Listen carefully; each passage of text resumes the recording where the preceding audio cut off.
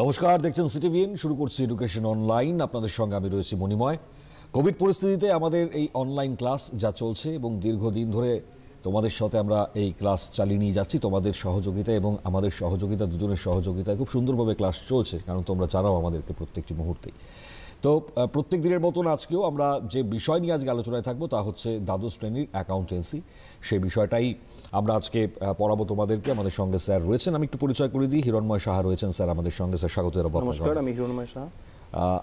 একে তো কোভিড পরিস্থিতিতে আমাদের এই ক্লাস চলছে দীর্ঘদিন ধরেই, আর এই মুহূর্তে দাঁড়িয়েও যা পরিস্থিতি ধীরে ধীরে বাড়ছে, আবারও সেই জায়গাটায় রিচ করে গিয়েছে, ছাড়িয়ে গেছে। তো কি মনে হয়, মানে প্রথমেই আপনার কি থাকবে বার্তা? নমস্কার, আমি প্রথমে আমার এখানে যারা সিটিভিএন এর সাপোর্টিং স্টাফ, কর্তৃপক্ষ সবাইকে আন্তরিক ধন্যবাদ জানিয়ে আমি আমার বক্তব্য রাখছি। আগে সেটা হচ্ছে, আজকে আমরা সবাই দেখতে পাচ্ছি যে 23,000 24,000 সংক্রমণ ছাড়িয়ে যাচ্ছে। তো সেখানে সবচেয়ে বড় প্রশ্ন যেটা দাঁড়িয়েছে, পরীক্ষাটা হবে কিনা। ঠিকই। তো বাড়িতে যারা পড়ে তারাও, তাদের গার্জিয়ান সবাই উৎকণ্ঠার মধ্যে আছে, পরীক্ষা হবে কিনা। বিশ্বাস করুন, এই ব্যাপারটা আমরাও জানি না। কোনো টিচার, কর্তৃপক্ষ, ইভেন আমাদের মাননীয় মুখ্যমন্ত্রী জানেন না পরীক্ষাটা নিতে পারবেন কি।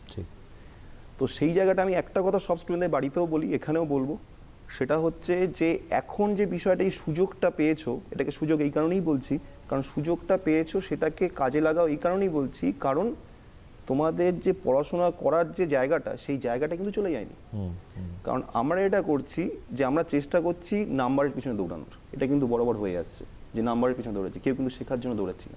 আজকে যদি পরীক্ষা নাও হয়, তারপর আমি ধরে নিলাম পরীক্ষা হবে না, গত বছর হয়নি, তার আগে বছর হাফ হয়েছে, এবছর হয়তো পরীক্ষা হলো না, কিন্তু যে সুযোগটা আমাদের শেখার আছে, সেই শেখার সুযোগ থেকে কিন্তু আমরা সব স্টুডেন্টরা বঞ্চিত হয়ে যাচ্ছে।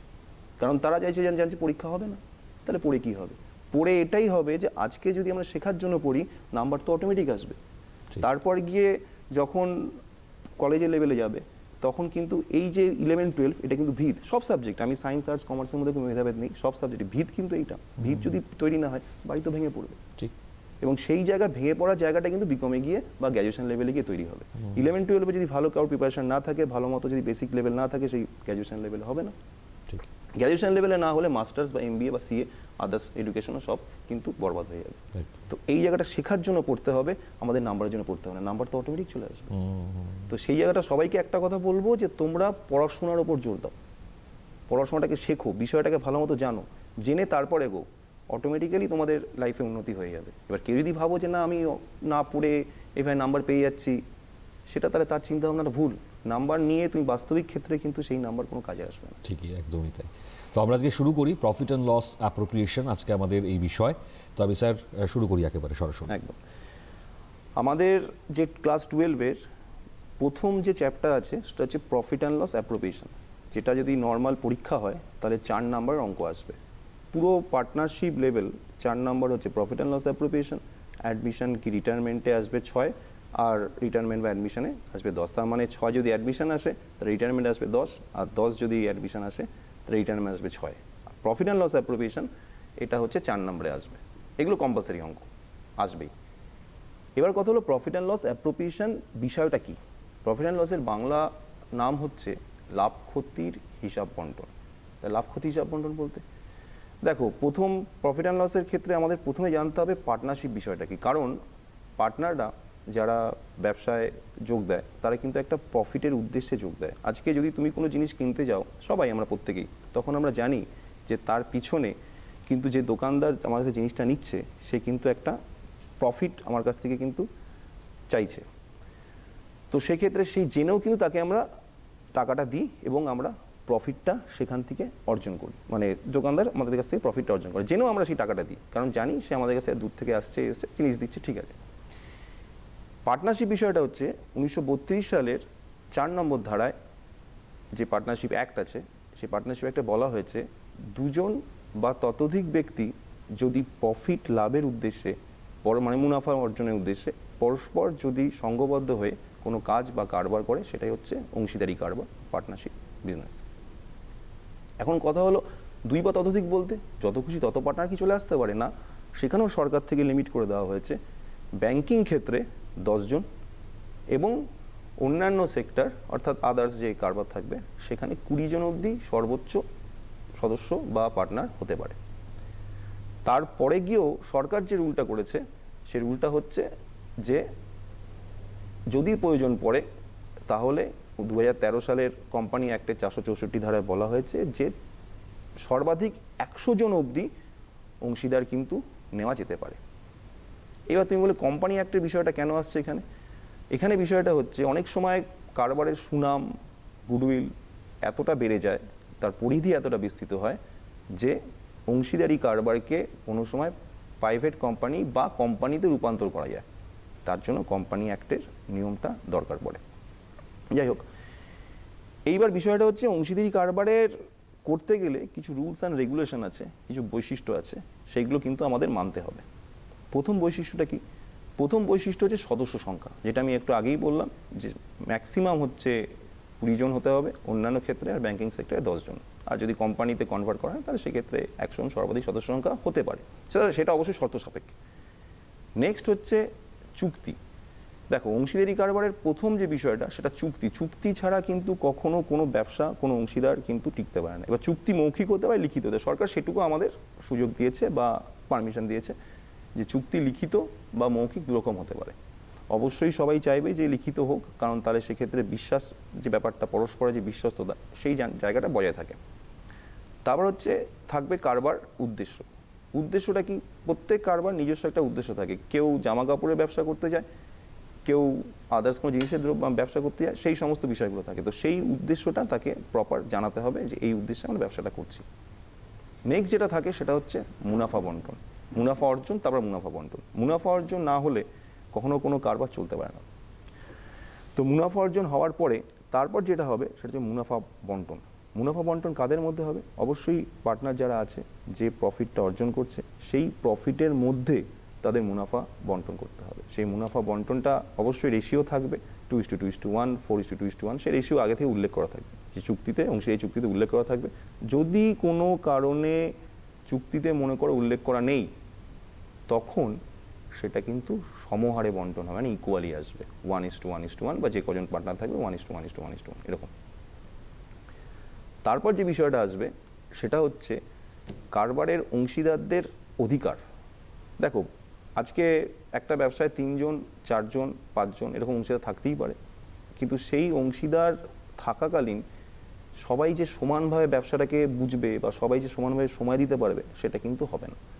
তো সেই কারণে যেটা করতে হবে, অংশীদারদের মধ্যে থেকে যদি সবাই সময় দিতে পারে ঠিক আছে, না হলে যোগ্যতম ব্যক্তিকে নির্বাচন করতে হবে যে ব্যবসাটা পরিচালনা করতে পারবে। সেই পরিচালনা করার ক্ষেত্রে সে যদি ঠিকঠাকভাবে পরিচালনা করতে পারে তাকেই প্রধান হিসাবে নিয়োগ করা হবে, কিন্তু বাদবাকিদের অধিকার কিন্তু তাদের খর্ব হবে না, বাদবাকিদের অধিকারও থাকবে। তারপর যেটা আসবে অংশীদারদের দায়। অংশীদারি কারবারির ক্ষেত্রে কি হয়ে থাকে? অংশীদারি কারবারির ক্ষেত্রে অংশীদারদের কিন্তু দায় কিন্তু অসীম। এবার তুমি বলবে আমাদের একটা রুল, আমরা 11 থেকে, যারা 11 স্টুডেন্ট, মানে 12 পড়ছো, যারা 11 থেকে জেনেছো, যে স্যার আমরা তো জানি ব্যবসায়ী আলাদা ব্যক্তি হয়, তাহলে আপনি কি করে বলছেন এটা? এটা এই কারণেই বলা হয় কারণ অংশীদারের দায় অসীম এই কারণে, কারণ যে ব্যবসা করে, ধরো 3 জন অংশীদার ব্যবসা করে একটা মানে ভালো মুনাফা করলো, অনেক বছর ব্যবসা ভালো গুডউইল করলো, সেই গুডউইল করার পরে যে প্রবলেমটা হবে যে ব্যবসাটা কিন্তু অনেক পরিধি বেড়ে যাবে। তখন তারা যদি ব্যবসার পরিধিটা বাড়িয়ে ফেলে বা বেড়ে যায়, তখন তাদের কিন্তু মার্কেটে দেনা বা মার্কেটে তাদের যে চাপ সেগুলো কিন্তু বাড়বে। তখন কিন্তু ওই ব্যবসা থেকে তারা সরে আসতে পারবে না, বলবে না মার্কেটে এত টাকা, এত লাখ টাকা, এত কোটি টাকা দায় আছে, আমাদের যতটুকু অংশ ততটুকু আমরা দিয়ে দেবো, ব্যাস হয়ে যাবে। তখন কিন্তু ব্যবসা কিন্তু আর ব্যবসায়ী দুজন কিন্তু তখন এক ব্যক্তি হয়ে যাবে থার্ড পার্টির কাছে। থার্ড পার্টি বলতে যারা ব্যাংকের লোন দিয়েছে, যারা ক্রেডিটার আছে, পাওনাদার আছে, তারা কিন্তু এসে তখন ব্যবসায়ীকেই ধরবে, অর্থাৎ অংশীদারের দায় কিন্তু অসীম। আর একটা পয়েন্ট হচ্ছে পৃথক সত্তা। অংশীদারি ক্ষেত্রে কিন্তু কোনো পৃথক সত্তা নেই। এটা হচ্ছে আমাদের প্রাথমিক আলোচনা অংশীদারি কারবার সম্পর্কে। এইবার প্রফিট অ্যান্ড লস অ্যাপ্রোপ্রিয়েশন বিষয়টা কি? প্রফিট অ্যান্ড লস অ্যাপ্রোপ্রিয়েশন বিষয়টা হচ্ছে যেখানে প্রফিটটা বা লস যেটাই হোক সেটা পার্টনারদের মধ্যে বন্টন করা হবে। এবার পার্টনারদের মধ্যে বন্টন করা হলে পার্টনারদের নিজস্ব কিছু বিষয় থাকে, যে বিষয়গুলো আমাদের কিন্তু দেখতে হবে। যেমন ধরো একজন পার্টনার 10 লাখ টাকা ক্যাপিটাল দিল, সে আশা করবে সে বেশি টাকার প্রফিট পাবে। কেউ 1 লাখ টাকা দিল, সে আশা করবে সে কম টাকার প্রফিট পাবে ঠিকই, কিন্তু সে আবার ব্যবসার কাজকর্ম ভালো করে দেখছে। তার মানে কি, সে একটা স্যালারি আশা করতে পারে। একদম। তার ফলে কি দাঁড়াবে যে সবাইকে একটা জায়গা কিন্তু আগে অংশীদারদের নিজেদের মধ্যে ঠিকঠাক করতে হবে। এই ঠিকঠাক করার জায়গাটা হচ্ছে অংশীদারি কারবারে হয়ে থাকে, এবং তারপরে সেই পাওনা যেটা হবে অংশীদারদের সেটা বন্টন হবে কি করে সেটা শেখানো হয় হচ্ছে অংশীদারি কারবারে প্রফিট অ্যান্ড লস অ্যাপ্রোপ্রিয়েশন বা লাভ ক্ষতি বন্টনে। তোমরা 11-এ ফাইনাল অ্যাকাউন্ট করেছিলে, সেই ফাইনাল অ্যাকাউন্টে যে নেট প্রফিট হয়ে থাকে সেই নেট প্রফিটটা প্রথমে আসবে, সেই প্রফিটটা কি করে ভাগ করতে হবে সেই ভাগ করার নিয়ম হচ্ছে প্রফিট অ্যান্ড লস অ্যাপ্রোপ্রিয়েশন। সেই নেট প্রফিট থেকে প্রথমে এটা করতে হবে, সেটা হচ্ছে ইন্টারেস্ট অন ক্যাপিটাল। মনে করো প্রত্যেক কারবারই ব্যবসায় কী করে থাকে, তাদের একটা ক্যাপিটাল দিয়ে থাকে। তো তারা যে ক্যাপিটালটা দিয়ে থাকে আশা করে যে তারা একটা রেট অফ ইন্টারেস্ট রিটার্ন পাবে। মনে করো ABC 3 জন রয়েছে, অজয়, বিজয়, চিন্ময়, 3 জন ব্যক্তি ব্যবসা শুরু করলো। এবার সেখানে অজয় 1 লাখ টাকা ক্যাপিটাল দিয়েছে, বিজয় 2 লাখ টাকা ক্যাপিটাল দিয়েছে, আর সুজয় 3 লাখ টাকা ক্যাপিটাল দিয়েছে। তো এই ক্ষেত্রে কি হবে যে এদের ক্যাপিটাল যদি রেটটা আগে ঠিক করে নেবে, তার রেট অফ ইন্টারেস্টটা কত বছরের শেষে পাবে। তাহলে অজয় 1 লাখ টাকার ওপর 10% যদি ধরা হয়, যে 10% ওরা রেট অফ ইন্টারেস্ট বা কেমন তারা ইন্টারেস্ট দাবি করছে, তো 1 লাখ টাকার ওপর 10%, 1 লাখ টাকার ওপর 10% 10,000 টাকা হবে। আশা করি এইগুলো ক্যালকুলেশন করে দেখানোর দরকার নেই, নিজেরাই বুঝতে পারছো। 2 লাখ টাকার ওপর 10% 20,000 টাকা হবে, আর 3 লাখ টাকা দিলে 3 লাখের ওপর 10% 30,000 টাকা হবে। তো তারা এই প্রফিটটা এই ইন্টারেস্টটা ক্যাপিটাল দিয়েছে সেটা আশা করে। তো এই টাকাটা দেওয়া হবে কোথা থেকে? ক্যাপিটাল থেকে তো টাকা দেওয়া হবে না, কারণ এটা আমরা সবাই জানি মূলধনে হাত দেওয়া যায় না বা মূলধন নষ্ট করা যায় না। তো তার ফলে এটা হবে যে বছরের শেষে যে প্রফিটটা হবে সেই প্রফিট থেকে তারা কিন্তু এই টাকাটা দাবি করবে, অর্থাৎ এই টাকাটা দিতে হবে। তাহলে প্রথম যেটা আসবে প্রফিট অ্যান্ড লস অ্যাপ্রোপ্রিয়েশনে, যে প্রফিটটা আসবে সেই প্রফিটটাকে আমরা নেট প্রফিট বলে রাখবো, এবং তারপর সেই টাকা থেকে আমরা প্রফিটটা দেবো। তো বাই বলে যদি নেট প্রফিট দেখা, অর্থাৎ ক্রেডিট সাইডে টাকাটা জমা হয়ে গেল, এবং সেখান থেকে যদি আমাদের খরচগুলো দেওয়া হয়, তাহলে সেটা অপোজিট সাইডে ডেবিট সাইডে 2 দিকে আসবে। তো 2 দিকে এলে মাথায় রাখতে হবে পৃথক সত্তা কিন্তু বাইরের লোকের ক্ষেত্রে নেই, কিন্তু ব্যবসায়ীর ক্ষেত্রে কিন্তু তারা কিন্তু দুজন আলাদা হয়ে যাবে। যখন পার্টনার আর পার্টনারশিপ মানে বিজনেস আর পার্টনার দুজন কিন্তু আলাদা ব্যক্তি হয়ে যাবে নিজেদের মধ্যে, তখন যে প্রফিটটা হবে সেটা ব্যবসার প্রফিট। সেই প্রফিট থেকে পার্টনারদের যে অংশ বা যে টাকা দেওয়া হবে সেটা কিন্তু এই প্রফিট থেকেই ভাগ হয়ে যাবে, তার 2 দিকে আসবে। তো প্রথম ডেবিটে যে 2 দিকে আসছে সেখানে আসছে interest on capital. Interest on capital লিখে আমরা সেখানে ABC যেরকম নাম বললাম, যেরকম নাম দিয়ে দেবে তোমাদের অঙ্কে, সেরকম নাম অনুযায়ী পরপর বসিয়ে A এত টাকা, মানে এটা 10,000 টাকা হলো, B 20,000 টাকা, C 30,000 টাকা ইন্টারেস্ট অন ক্যাপিটাল বসিয়ে দিলাম। নেক্সট আমাদের আসবে হচ্ছে দেখতে হবে, এরকম হতে পারে যে 3 জন অজয়, বিজয়, চিন্ময় 3 জন ব্যক্তি রয়েছে, তার মধ্যে চিন্ময়ের সময়টা রয়েছে যে সে অনেকটা সময় অবধি ব্যবসা দিতে পারবে, কিন্তু বাকি 2 জন যারা আছে অজয় আর বিজয়, তারা কিন্তু ব্যবসায় সময়টা অত দিতে পারবে না। তখন কি হবে? তখন সে বলবে, তারা 3 জন চিন্তা করবে যে চলো একটা বাইরের লোককে রাখলে তো তাকে স্যালারি দিতে হবে, তার বিশ্বস্ততা কতটা থাকবে, সে কতটা রিলায়েবল হবে, সেই ব্যাপারটা একটা সন্দেহের জায়গায় চলে আসছে। কিন্তু সেই জায়গায় যদি চিন্ময়কে রেখে দেওয়া হয়, যেহেতু সময় দিতে পারবে, তাই তাকে একটা স্যালারি দিয়ে দেবো। তো তাকে যখন স্যালারি দেওয়া হবে, তখন সেই স্যালারিটা কিন্তু এই প্রফিট থেকেই দেওয়া হবে। এবার যদি বলো প্রফিট থেকে কেন স্যার দেওয়া হবে, কারণ পার্টনার কিন্তু দাবি করবে যা কিছু বা তার যা পাওনা গন্ডা যা থাকবে সেটা কিন্তু বছর শেষে প্রফিট থেকেই মেটানো হবে। এটা কেন করা হয়? যদি কোনো কারণে সেই পার্টনারকে ধরো কোনো বছর ব্যবসায় লস হয়েছে, বাইরের লোক যে কর্মচারী সে তো ব্যবসাকে ছেড়ে দেবে না, সে বলে আমার পাওনা গন্ডা মিটিয়ে দিন, আমার স্যালারিটা আমার দিন, তাকে দিতেই হবে। কিন্তু যদি অংশীদার হয় তাকেই বলা যাবে, ভাই কয়েকটা মাস ওয়েট করে যা, 1টা বছর ওয়েট করে যা, তারপরে গিয়ে তুই প্রফিটটা নিস, তুই স্যালারিটা নিস। তো ব্যবসার পার্টনার জানে আমার ব্যবসা, তাদের আমাকে সেক্ষেত্রে ওয়েট করতেই হবে, হতেই পারে।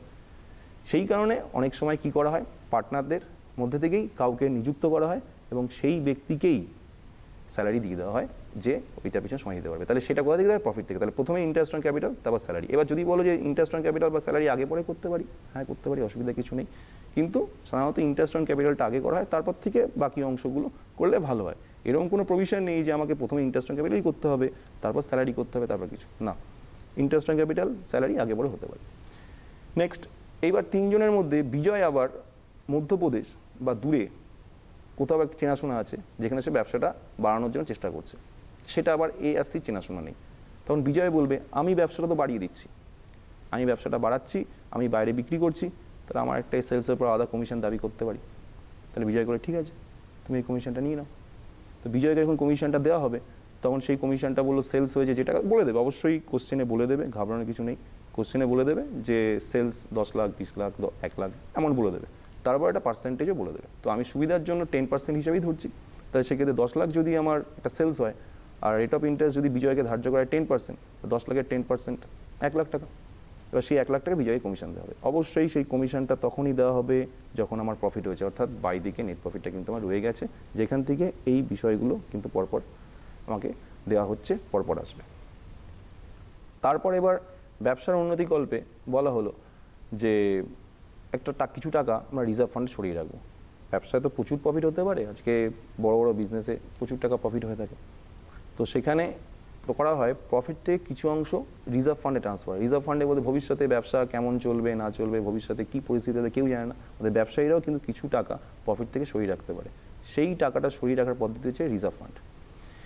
রিজার্ভ ফান্ডে কী হয়ে থাকে, প্রফিটের ওপর যদি বলে, নেট প্রফিটের ওপর বললো 10%, নেট প্রফিট যদি আমার 1 লাখ বা 10 লাখ যাই ধরো, তার 10% হবে, সেটা বসিয়ে দেবো, এটা রিজার্ভ ফান্ডে বসে গেল। বসে গিয়ে তারপরেই এটা হবে আমাকে ক্রেডিট থেকে ডেবিট বাদ দিয়ে যেটা বেরোবে সেটা হচ্ছে ডিস্ট্রিবিউটেবল প্রফিট, অর্থাৎ যে প্রফিটটা পার্টনারদের মধ্যে ভাগ করা হবে। ডিস্ট্রিবিউটেবল মানে কি, বন্টন করা। এই বন্টন করার সময় মাথায় রাখতে হবে, আমি প্রথমেই বলেছি যে ব্যবসা আর ব্যবসায়ী দুজন আলাদা ব্যক্তি ধরা হবে। কার ক্ষেত্রে, ব্যবসার দিক দিয়ে। বাইরের লোকের ক্ষেত্রে ব্যবসায়ী সমান, কিন্তু নিজেদের মধ্যে যখন হবে, যখন বিজনেস আর বিজনেসম্যান দুজন কিন্তু আলাদা ব্যক্তি ধরা হবে।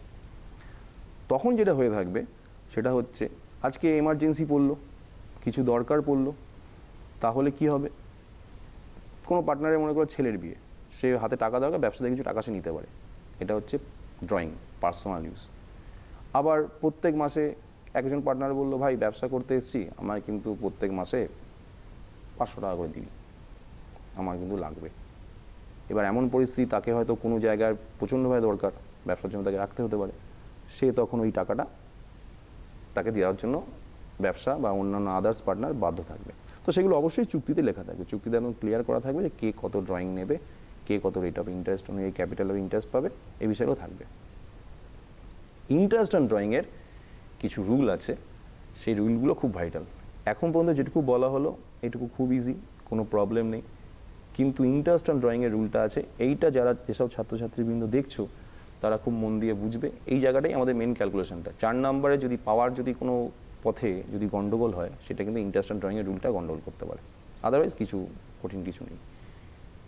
ইন্টারেস্ট ড্রয়িংয়ের রুলটা কি, ইন্টারেস্ট ড্রয়িংয়ের রুল হচ্ছে কেউ টাকা প্রত্যেক মাসের প্রথমে তুলতে পারে, কেউ টাকা প্রত্যেক মাসের শেষে তুলতে পারে, কেউ টাকা প্রত্যেক মাসের মাঝখানে তুলতে পারে, অথবা কেউ বছরে একটা কোনো সময় তার ব্যক্তিগত প্রয়োজনে টাকা তুলতে পারে। চিন্তা করে দেখো, এই 4টের বাইরে কিন্তু কিছু হয় না, একটু ক্যালকুলেশন করতে হবে। করুন, এটা মুছে দেবো এখানে।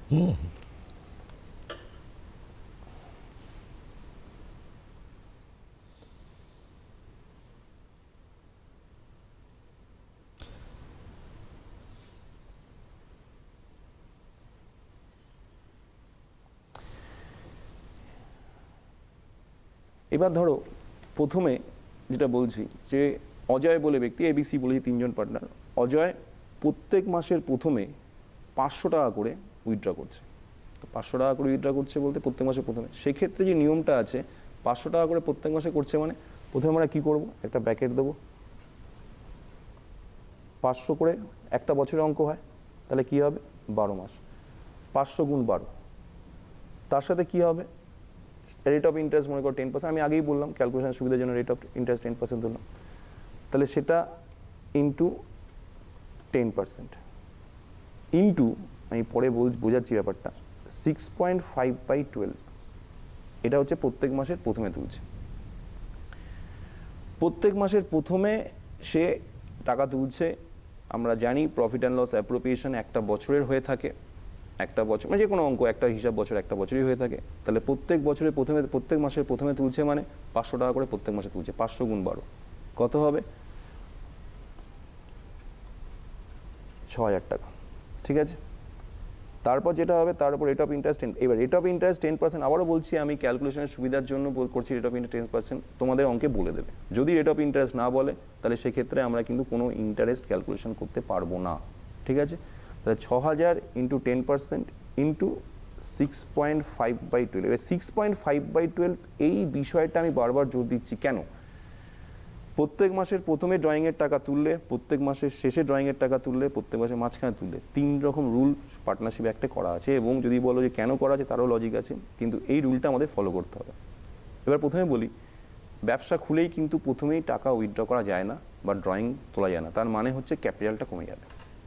3 জন পার্টনার, 4 জন পার্টনার, যে কজন পার্টনার থাকবে তারা একটা ক্যাপিটাল দিয়ে ব্যবসা শুরু করে, তারা একটা মূলধন দিয়ে ব্যবসা শুরু করে। তো যখনই তুমি এত টাকা ব্যবসায় ঢোকাচ্ছ, তখন তুমি চাইবে না বা কোনো পার্টনারই চাইবে না যে তার ক্যাপিটালটা কমে যাক। ফলে ইন্টারেস্ট অন ক্যাপিটালটা সারা বছরের হয়, সেখানে কোনো জটিলতা নেই। কিন্তু ইন্টারেস্ট অন ড্রয়িংটা কিন্তু একটা ক্যালকুলেশনের মধ্যে রাখতে হয়, যে মিনিমাম 5 মাস 6 মাসের মাঝখানে একটা সময়, মাঝামাঝি সময় ধরা হয়।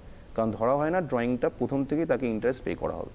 তার জন্য এটা করতে হয়, প্রত্যেক মাসের প্রথমে তুললে 6.5 মাস ধরতে হয়, মানে বছরের মধ্যে 6.5 মাসের ইন্টারেস্ট অন ড্রয়িং পে করতে হবে।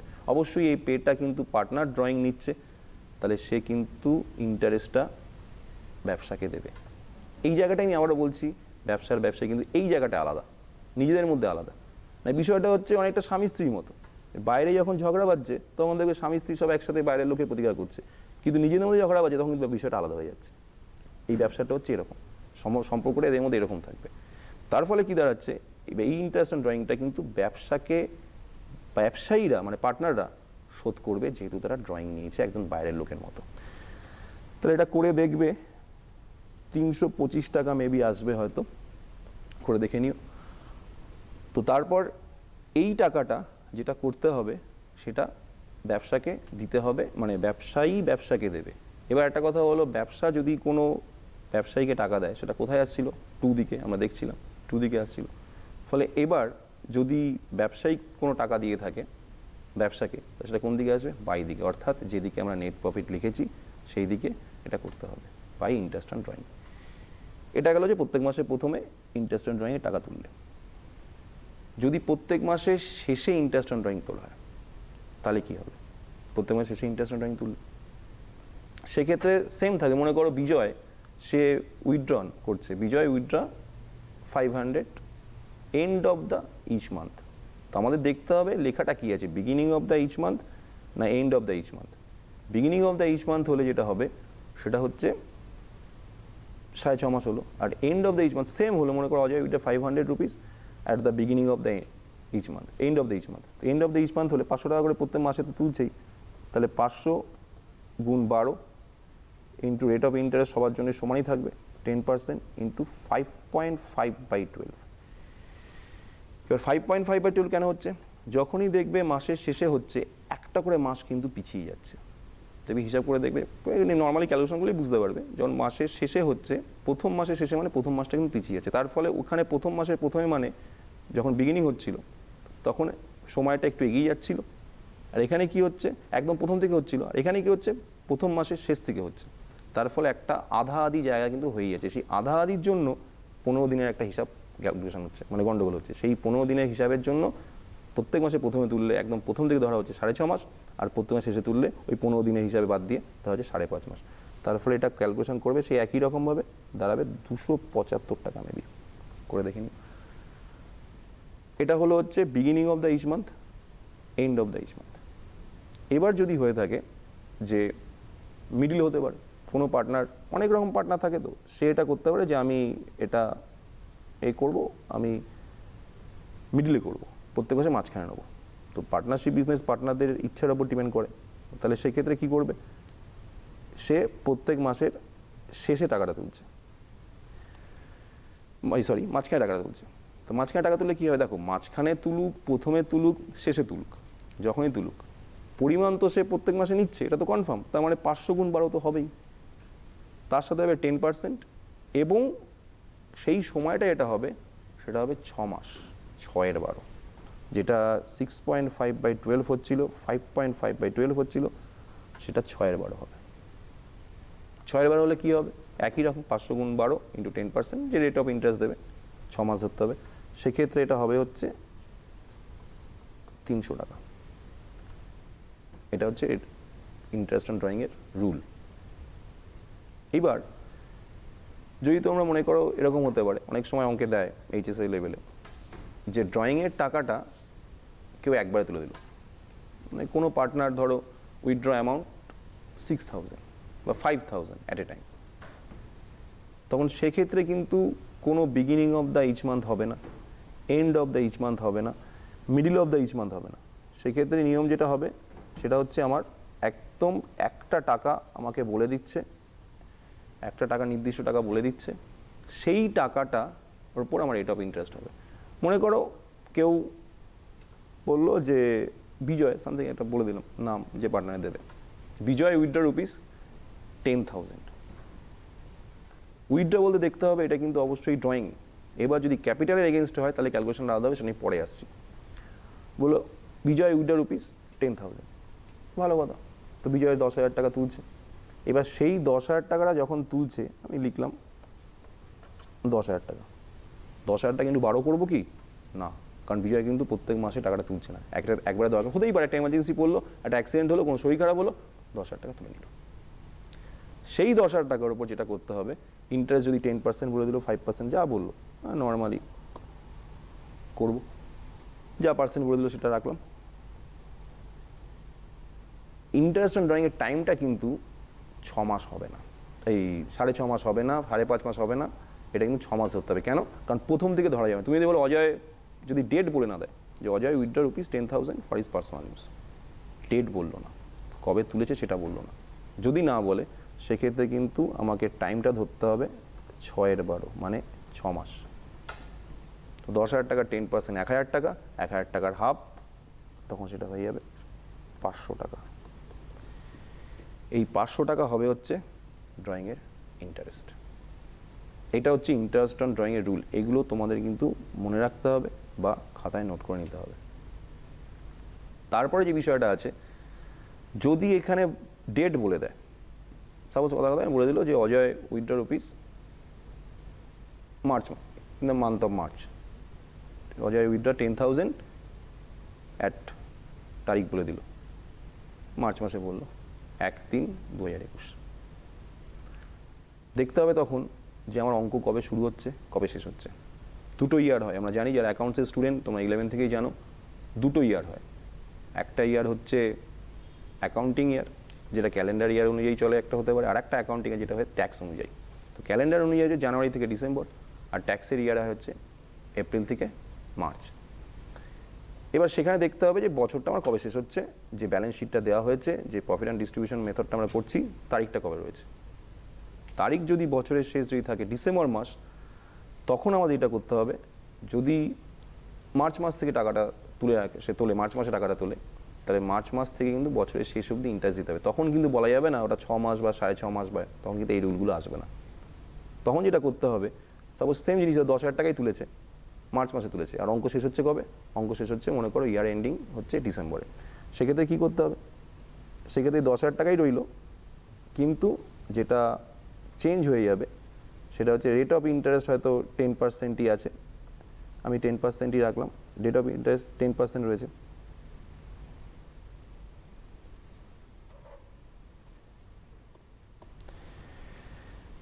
রয়েছে, টাইমটা কি ধরবো, মার্চ মাস থেকে যদি টাইম ধরা হয় তাহলে মার্চের ফার্স্ট মাস হচ্ছে মার্চ, এপ্রিল, মে, জুন। মার্চের 1 তারিখ মানে মাথায় রাখি মার্চ পুরো, মার্চ থেকে এপ্রিল, এই যে কর গুনছি আমরা, মার্চ থেকে এপ্রিল এটা হিসাব করবে না, মার্চ পুরো, April, May, June, July, August, September, October, November, December, তার মানে কিন্তু হবে 10 মাস।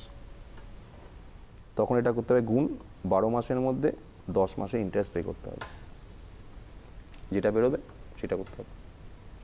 ঠিক আছে, এই হচ্ছে ইন্টারেস্ট অন ড্রয়িংয়ের রুল।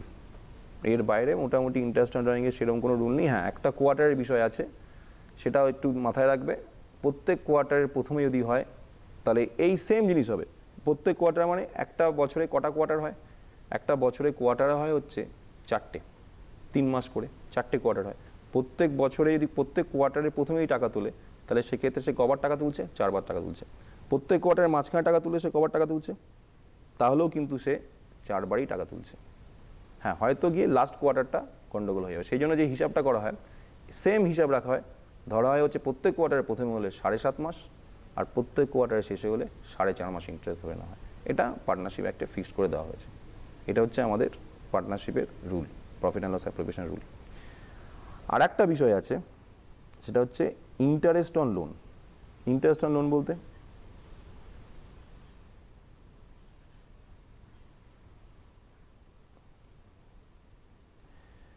ইন্টারেস্ট অন লোন বলতে মনে করো ব্যবসাকে কোনো ব্যবসায়ী বা কোনো পার্টনার কোনো লোন দিল, হতেই পারে এরকম প্রয়োজন পড়লো, হঠাৎ করে অ্যামাউন্টের প্রয়োজন পড়লো, তখন তিনজন পার্টনারের মধ্যে কাউকে বলা হলো যে দেখ হঠাৎ করে ব্যবসা দরকার পড়ছে, টাকা লাগবে, বিভিন্ন পরিস্থিতি টাকা লাগতে পারে। তখন সে বললো তাহলে একটা কাজ কর, আমি কিন্তু ক্যাপিটাল হিসাবে দেবো না, আমি কিন্তু এখানে লোন হিসাবে টাকাটা দেবো, আমাকে ইন্টারেস্টটা কিন্তু পে করতে হবে। ঠিক আছে, তুই লোন হিসেবেই দে। লোন হিসেবে যদি পার্সেন্টেজ বলে দেয় কোনো চাপ নেই, যে লোনটা বলবে তার ওই পার্সেন্টেজটা হবে, ব্যাস ঝামেলা শেষ, ওইটুকুই। যদি লোনে পার্সেন্টেজ না বলে, এটা খুব ভাইটাল বিষয়, যদি লোনে কোনো পার্সেন্টেজ না বলে সেক্ষেত্রে কিন্তু লোনের ইন্টারেস্টটা ধরতে হবে 6%। যদি টাইম না বলে কবে লোনটা দিয়েছে কোনো পার্টনার, সেক্ষেত্রে লোনের ইন্টারেস্টের টাইমটা ধরতে হবে 6 মাস। হ্যাঁ, যদি ডেট বলে দেয় তবে তুমি যে ডেট দেবে সেই ডেট থেকে করতে পারো, কিন্তু লোনের ইন্টারেস্টটা কিন্তু পার্টনারশিপ অ্যাক্টে বলেছে 6% দেওয়া হবে। যদি পার্টনারশিপের চুক্তিতে কিছু উল্লেখও না থাকে তাহলে কিন্তু ইন্টারেস্ট অন ড্রয়িং পায় না, ইন্টারেস্ট অন ক্যাপিটাল পায় না। কিন্তু পার্টনারশিপ বিজনেসে লোনটা একদম সরকার থেকে প্রভিশন করে বলে দিয়েছে যে 6% আমাকে ইন্টারেস্ট অন লোন দিতেই হবে। তা 6% ইন্টারেস্ট অন লোন বলতে তার মানে মনে করো লোন হিসাবে একটা টাকা দেওয়া হলো, কোনো কারবার মানে ধরো অজয় বিজয় চিন্ময় তিনজনের মধ্যে একজন লোন দিল 10,000 টাকা, সেক্ষেত্রে হবে 10,000 টাকার 10%, আর টাইম না বললে তার 6/12 ধরতে হবে। তার মানে 10,000 টাকা আমি ক্যালকুলেশন সুবিধার জন্য বলছি, আবার যে কোনো অ্যামাউন্ট বলতে পারে, সেক্ষেত্রে সেই একই 500 টাকা আসবে। 10,000 টাকা 10%, 1,000 টাকা, তার হাফ 500 টাকা। তো এই লোনটা ব্যবসাকে ব্যবসায়ী দিচ্ছে, সেটা প্রফিট অ্যান্ড লস অ্যাপ্রোপ্রিয়েশনে আসবে না। প্রফিট অ্যান্ড লস অ্যাপ্রোপ্রিয়েশনে কী আসবে? যে ইন্টারেস্টটা পাচ্ছে সেই ইন্টারেস্টটা পার্টনাররা পাচ্ছে, অর্থাৎ দিচ্ছে কে? ব্যবসা দিচ্ছে। যখন ব্যবসা দিচ্ছে তখন সেইটা আসবে হচ্ছে টু দিকে, অর্থাৎ টু দিকে ইন্টারেস্ট অন লোন বলে ওটা বসে যাবে, আর ইন্টারেস্ট অন ড্রয়িংগুলো বাই দিকে বসবে। এইবার হওয়ার পরে যেগুলো দাঁড়াবে সেই টাকাটা মানে ক্রেডিট থেকে ডেবিট বাদ দিয়ে যে টাকাটা বেরোবে সেটাই ডিস্ট্রিবিউটেবল প্রফিট, সেই টাকাটাই পার্টনারদের মধ্যে ভাগ হয়ে যাবে। সমান রেশিও বলে সমান রেশিও, না বলে না। এটা হচ্ছে profit and loss appropriation basic approach. এইবার যদি কারোর কোনো প্রবলেম থাকে দেখতে পারো। আর মোটামুটিভাবে এখনো পর্যন্ত যদি আমরা একটু এক্সাম্পল আকারে দিই, কোনো একটা এক্সাম্পল ধরেছে, তো সেটাকে কি করে আমরা ছাত্রদের কাছে পৌঁছবো? এক্সাম্পল আমার মোবাইলে রয়েছে। হ্যাঁ, আপনি সেখান থেকে ধীরে ধীরে করান, তাহলে পরে তাদের একটুখানি বুঝতে সুবিধাও হবে টোটালটা। তো আমরা এই প্রফিট অ্যান্ড লস অ্যাপ্রোপ্রিয়েশনের অনেকগুলো রুলস, তার মধ্যে যেগুলো ভাইটাল রুলস সেগুলো কিন্তু আমরা দেখলাম। তো যেগুলো নোট ডাউন করার, তোমরা কিন্তু নোট ডাউন করে নাও, কারণ দুটো খুব গুরুত্বপূর্ণ জায়গা স্যার কিন্তু বোঝালেন। তো এই জায়গাগুলোকে মাথায় রাখলে পরে আশা করি যে কোনো রকম সমস্যা হবে না। স্যার আস্তে আস্তে আরও বোঝাচ্ছেন যে যে রুলসগুলো রয়েছে এবং তার সঙ্গে সঙ্গে সে এক্সাম্পল এই মুহূর্তে দাঁড়িয়ে যদি আমরা দিতে পারি তোমাদের কাছে আরও বুঝতে সুবিধে হবে। তো স্যার আমরা কি মোটামুটি প্রস্তুত একটা এক্সাম্পল নিয়ে? চলো আমরা দেখি। আচ্ছা, এবার একটা নর্মাল একটা অঙ্কের দিকে এগোচ্ছি। একটা এক্সাম্পল, সেটা হচ্ছে অজয় বিজয় বা যে কোনো দুজনের নাম ধরে নাও, যারা স্টার্টেড এ পার্টনারশিপ বিজনেস 1/1/15 বা ইন্ট্রোডিউসিং 50,000 টাকা 40,000 টাকা রেসপেক্টিভলি। তার মানে কি? তার মানে দুজন পার্টনার তারা ব্যবসা শুরু করছে 50,000 40,000 টাকা দিয়ে।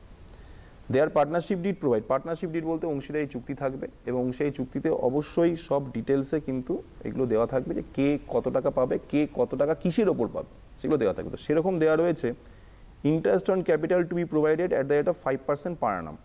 তো interest rate of 5% per annum রয়েছে। 2 নম্বর হচ্ছে interest on drawing to be charge 8% per annum, and they are entitled to annual salary 6,000 টাকা অ্যান্ড 4,000 টাকা রেসপেক্টিভলি। তারপর হচ্ছে কোনো পার্টনার, ধরো এখানে শুভা আর অমল আছে, তো Shubho is entitled a commission 4% net sales 2,80,000 টাকা। মানে যেগুলো আমি বললাম সেগুলোই অঙ্কের মধ্যে দেওয়া আছে। এটা একটা WBHS এ এসেছিল উচ্চ মাধ্যমিকে, সেটা থেকে দেওয়া। The net profit for the year 2015 1,09,140। During the year Shubho and Amal due cash 8,000 টাকা আর 6,000 টাকা রেসপেক্টিভলি, মানে তারা ইন্টারেস্ট মানে ড্রয়িং নিচ্ছে 8,000 টাকা 6,000 টাকা। সরি। তো অঙ্কটা করলে প্রথমে কি করতে হবে? প্রথমে আমাদের প্রফিট অ্যান্ড লস অ্যাপ্রোপ্রিয়েশনের একটা ঘর কাটতে হবে। দাগটা বেঁকে যাচ্ছে।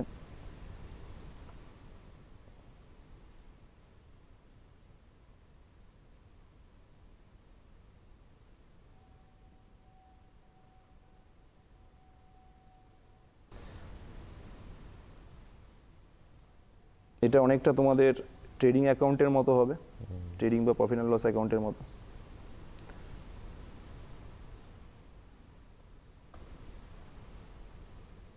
Particulars,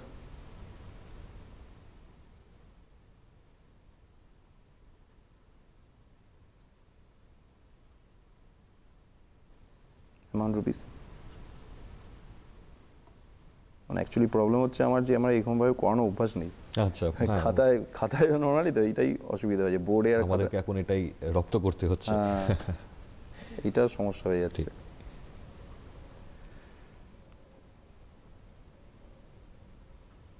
debit credit. তো প্রথমে তোমায় যেটা বললাম যে প্রথমে এটা করতে হবে, উপরে ইন দ্য বুকস অফ, আমরা 10 মিনিট পাচ্ছি, ইন দ্য বুকস অফ লিখে এখানে পার্টনারদের নাম দিয়ে প্রথমে তোমায় এটা করতে হবে যে নেট প্রফিটটা আছে সেই নেট প্রফিটটা বাই প্রফিট অ্যান্ড লস বলে বসাতে হবে। নেট প্রফিটটা কত বললাম একটু আগে? 1,09,140। তো 1,09,140 আউটারে বসাবো। তারপর যে ক্যালকুলেশনগুলো হবে সেটা হচ্ছে ক্যাপিটালের উপর ইন্টারেস্ট বললাম, টু ইন্টারেস্ট অন ক্যাপিটাল, সেটা শুভ্র আর অমল, আমি এস লিখলাম টাইম কমের জন্য। 50,000 টাকা ক্যাপিটাল, 50,000 টাকা into 5% interest on capital rate আছে, আর 40,000 টাকা 5%, তো সেটা করে দাঁড়াবে হচ্ছে 2,500 টাকা, আর এখানে হচ্ছে 2,000 টাকা, তারা দুটো যোগ করে 4,500 টাকা। হ্যাঁ, এইবার এই ক্যালকুলেশনগুলো তোমরা এখানে করতে পারো, তবে আলাদা করে দেখিয়ে দেওয়াটা ভালো। সময়ের জন্য আমি এখানে দেখাচ্ছি, এটা আলাদা করে দেখিয়ে দেওয়াটা ভালো। তারপর যে পার্টনার স্যালারি পাচ্ছে, তো স্যালারি হলে কি হবে? টু স্যালারি বলে যারা নিচ্ছে, শুভ এস লিখলাম আবার, আর অমল এ লিখলাম। সেক্ষেত্রে তারপরে 6,000 টাকা, শুভ 6,000 টাকা নিচ্ছে, আর ও 4,000 টাকা নিচ্ছে, দুজন মিলে হচ্ছে 10,000 টাকা। তারপর একটা কমিশন হয়েছে, সেই কমিশনটা পাচ্ছে কে? কমিশনটা পাচ্ছে হচ্ছে শুভ। তাহলে টু কমিশন কতর ওপর পড়েছে? দেখবে অঙ্ক যখন বলেছিলাম 2,80,000 টাকা সেলস হয়েছে, সেলসের ওপর দেওয়া হচ্ছে 4% কমিশন। তাহলে এখানে এস লিখে আবার সেই একই রকমভাবে 2,80,000 টাকা, তার ওপর 4% দাঁড়াচ্ছে হচ্ছে 11,200। এবার আরেকটা রয়েছে ড্রয়িং, যে টাকাটা উইথড্র করেছিল। ড্রয়িং বলেছিলাম যে ব্যবসাকে দেওয়া হবে টাকাটা, অর্থাৎ ইন্টারেস্ট অন ড্রয়িং ব্যবসাকে পে করবে। কারা পে করবে? পার্টনাররা পে করবে। তাহলে সেটা ব্যবসার আয়, তাই ক্রেডিট দিকে যায় সেই আমাদের গোল্ডেন রুল। প্রথম দিকে এগুলো নতুন করে বলার কিছু নেই, এগুলো 11 থেকে তোমরা শিখেছো। ইন্টারেস্ট অন ড্রয়িং লিখে শুভ নিচ্ছে হচ্ছে 8,000 টাকা, অমল নিচ্ছে হচ্ছে 6,000 টাকা, রেট অফ ইন্টারেস্ট বলেছে 8%, নির্দিষ্ট সময় বলা নেই কবে নিচ্ছে, তাই 6 মাস ধরে নিতে হবে, যেটা একটু আগে আমি রুলে বোঝালাম। তাহলে হচ্ছে 320,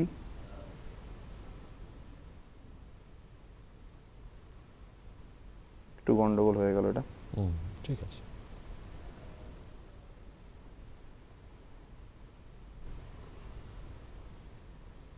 $320 আর এটা হচ্ছে 240, তাহলে টোটাল দাঁড়াচ্ছে 560। এবার টোটাল দেখো কত হচ্ছে। টোটাল এখানে দাঁড়াচ্ছে হচ্ছে 1 লাখ, টোটাল দাঁড়াচ্ছে 500 টাকা, সরি 500 টাকা। এখানে দাঁড়াচ্ছে হচ্ছে টোটাল 1,09,700 টাকা। যোগ করে তার থেকে এগুলো বাদ দাও, 4,500, 10,000 টাকা, 11,200 বাদ দাও, দেখো আসছে 84,000 টাকা। এই 84,000 টাকা অবশ্যই দুদিকে টোটালটা করতে হবে, 1,09,000 টাকা। এই জায়গাটা আসছে না, আমরা একটুখানি মুছে নিই ওই জায়গাটা, দিয়ে ওপরে তুলে দিই।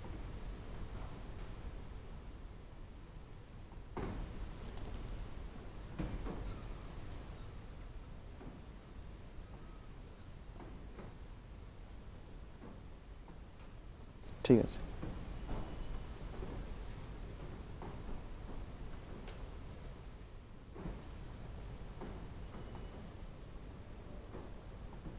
কালিটা ঠিক হচ্ছে না।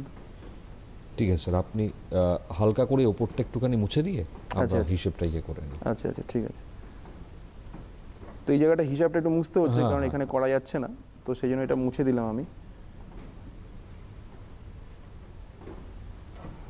তো বাদ দিয়ে যেটা দেখবে যে ক্রেডিট থেকে ডেবিট বাদ দিয়ে যে প্রফিটটা হচ্ছে, সেই প্রফিটটা হচ্ছে 84,000 টাকা। মানে ক্রেডিট থেকে ডেবিটটা বাদ দিয়ে 84,000 টাকা প্রফিট হচ্ছে।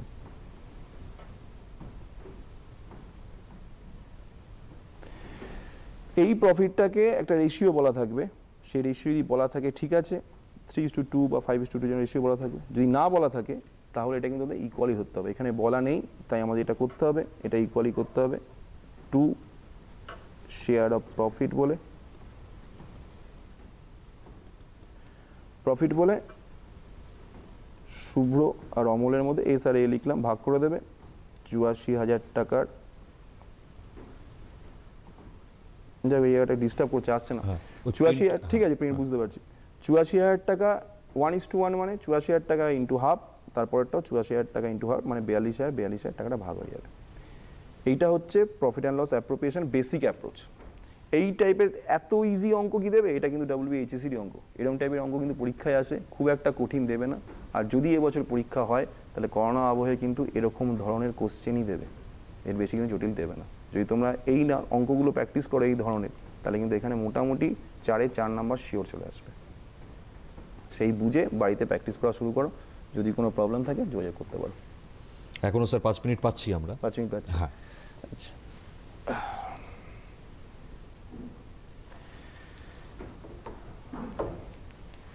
প্রফিট অ্যান্ড লস অ্যাপ্রোপ্রিয়েশনের বেসিক যে বিষয়গুলো সেটা কিন্তু আমাদের হয়ে গেল, সেখানে কিন্তু আমরা ডিটেলসে ব্যাপারটা বুঝলাম।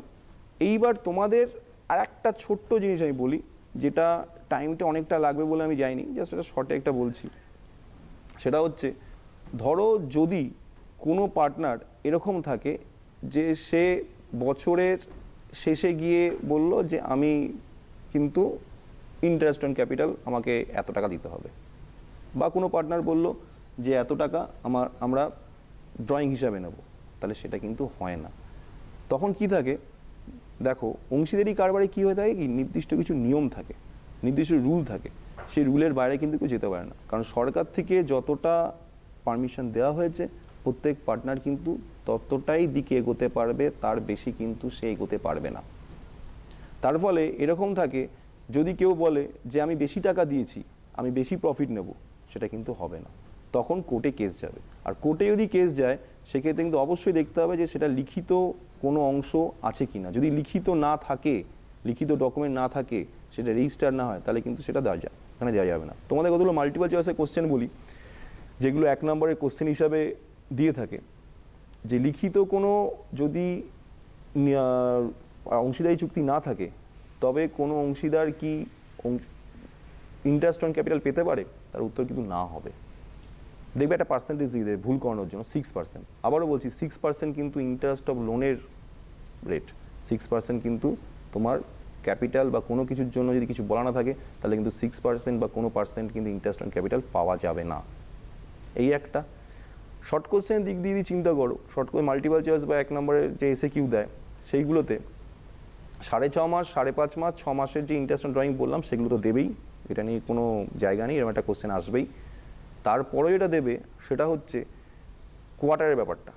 কোয়ার্টারের বিষয়টা যে থাকবে, সেটা টাইমটা কমের জন্য আমি ডিটেলস সেটা বলতে পারলাম না। কোয়ার্টারের যে বিষয়টা থাকবে সেটা হচ্ছে, প্রত্যেক মাসের যদি প্রত্যেক কোয়ার্টারের প্রথমে টাকা তোলে, তাহলে তখন কিন্তু ওখানে 7.5 মাস ধরে নিতে হবে, এইটা কিন্তু ক্যালকুলেশনে দেখাতে হবে। তার মানে কোয়ার্টার কিন্তু কী হবে, 4টে, আমাদের বছরে 3টে করে 4টে কোয়ার্টার হবে, তো সেই জায়গাটা কিন্তু দেখতে হবে।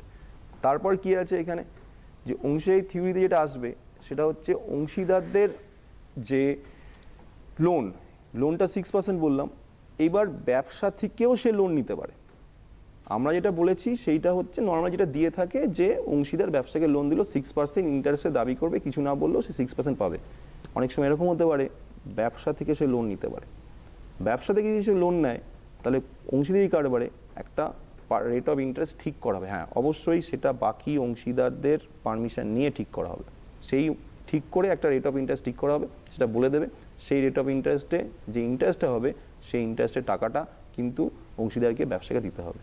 তার মানে ধরো যদি ব্যবসা থেকে কোনো অংশীদার লোন নেয় সাপোজ 1 লাখ টাকা, তাহলে তাকে কিন্তু যদি 10% ইন্টারেস্ট ধার্য করা হয়, তাই কিন্তু 1 লাখ টাকার 10% 10,000 টাকা দিতে হবে। এবং সেই বছরের প্রথমে নেয় তাহলে বছরের প্রথম থেকে সে ইন্টারেস্ট দেবে, আর যদি বছরের মাঝখানে নেয় তাহলে বছরের মাঝখানে যে সময় থেকে হবে সেই সময় থেকে রেট অফ ইন্টারেস্ট ধরা হবে।